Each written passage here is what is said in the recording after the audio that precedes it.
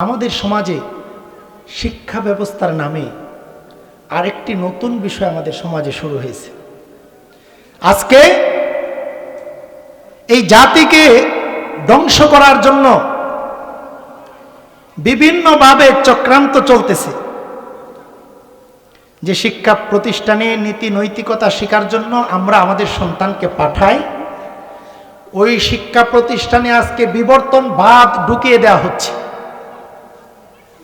শিক্ষা ব্যবস্থায় আজকে নাচ গানের মাধ্যমে বিবর্তনবাদ ঢুকিয়ে দেওয়া হচ্ছে। কারণ এই নাচ গান করতে করতে মানুষের যে ইমানি চেতনা, ইসলামী চেতনা, ইসলামী মূল্যবোধ, এই মূল্যবোধগুলো মানুষের মধ্যে যখন থাকবে না, তখন তার মাধ্যমে যেটা খুশি সেটাই করানো যাবে। আজকে আপনারা দেখেছেন শিক্ষা প্রতিষ্ঠানে আজকে ব্যাঙের ডাক শেখানো হচ্ছে না? কিভাবে সাইকেল চালাতে হয় এগুলো শেখাচ্ছে, কিভাবে নাচতে হয় এগুলো শেখাচ্ছে। আমরা কিছুদিন আগে দেখেছি শিক্ষা প্রতিষ্ঠানে আলু ভর্তা কিভাবে করতে হয়, ডিম ভাজি কিভাবে করতে হয় ইত্যাদি শেখানো হচ্ছে। আমরা তখন মনে করেছি আমরা আমাদের সন্তানদেরকে পাঠিয়েছি সুশিক্ষা অর্জন করার জন্য, তারা মনে হয় আমাদের সন্তানদেরকে বাবুর্চি বানিয়ে ফেলবে। বুঝতেছেন? এখন দেখতেছি যে তাদের চিন্তা চেতনা সেটা ভিন্ন।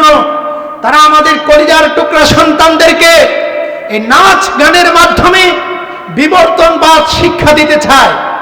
সম্মানিত উপস্থিতি, আর এই বিবর্তনবাদ হচ্ছে একটা কুফরি মতবাদ, একটা শিরকি মতবাদ। কোন মুসলমান তার শরীরের মধ্যে এক ফোঁটা রক্ত থাকতে বিবর্তনবাদকে মেনে নিতে পারে না। ঠিক কিনা বলেন মুসলমান? বিবর্তনবাদ কখনো মুসলমানদের শিক্ষা হতে পারে না। এটা ভারতের শিক্ষা হতে পারে, আমেরিকার শিক্ষা হতে পারে, চীনের শিক্ষা হতে পারে, মুসলমানদের শিক্ষা বিবর্তনবাদ হতে পারে না। সম্মানিত উপস্থিতি, আজকে আমার সন্তানকে বিবর্তনবাদ শেখাচ্ছে, স্কুলে পাঠাচ্ছি আমরা নীতি নৈতিকতা শিক্ষার জন্য। তারা এই ফাঁক দিয়ে নাচ গানের মাধ্যমে আমার সন্তানকে, আমার কলিজার টুকরা সন্তানকে নিয়ে যাচ্ছে হচ্ছে ওই দিকে। কেন? আমরা তো সেজন্য পাঠাই নাই। আমি বলতে চাই, তারা যেহেতু এভাবে তাদের পরিবেশকে নষ্ট করেছে, আমাদের কলিজার টুকরা সন্তানদেরকে আমরা নাস্তিক্যবাদ শিক্ষা দিতে পারি না। ঠিক কিনা বলেন মুসলমান? এদেশের মুসলমানরা যদি দেখে স্কুল কলেজের মধ্যে এই শিক্ষা ব্যবস্থায় চালু রাখা হয়েছে, নাচ গান শেখানো হচ্ছে, প্রতিনিয়ত ঢোলের আওয়াজ শেখানো হচ্ছে, বিবর্তনবাদ শেখানো হচ্ছে, আমার কলিজার টুকরা সন্তানদেরকে আমরা কখনো সেখানে পাঠাবো না। সময় চলে এসেছে আমাদের সন্তানদেরকে এখন মাদ্রাসায় পাঠানোর সময় চলে এসেছে। ঠিক কিনা বলেন মুসলমান?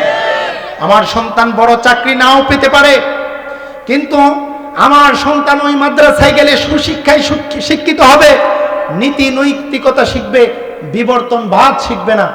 সম্মানিত উপস্থিতি, এই জন্য এই জাতিকে ধ্বংস করার জন্য চক্রান্ত চলছে।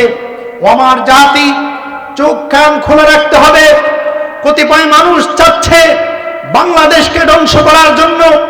আমি বলতে চাই, যারা বাংলাদেশকে ধ্বংস করার জন্য, বাংলাদেশের ইসলামকে ধ্বংস করার জন্য চেয়ে আছেন উট পাখির মতো, তাদেরকে বলতে চাই, এদেশের ইসলামী শক্তি, ইসলামী জাগরণ, আলেম উলামা, পীর মাশায়েখ, লক্ষ লক্ষ পীর মাশায়েখ যে দেশে, এদেশের স্বাধীনতা সার্বভৌমত্বকে ভারত সরকার চাইলেও এদেশের স্বাধীনতা সার্বভৌমত্বকে ধ্বংস করা যাবে না ইনশাআল্লাহ।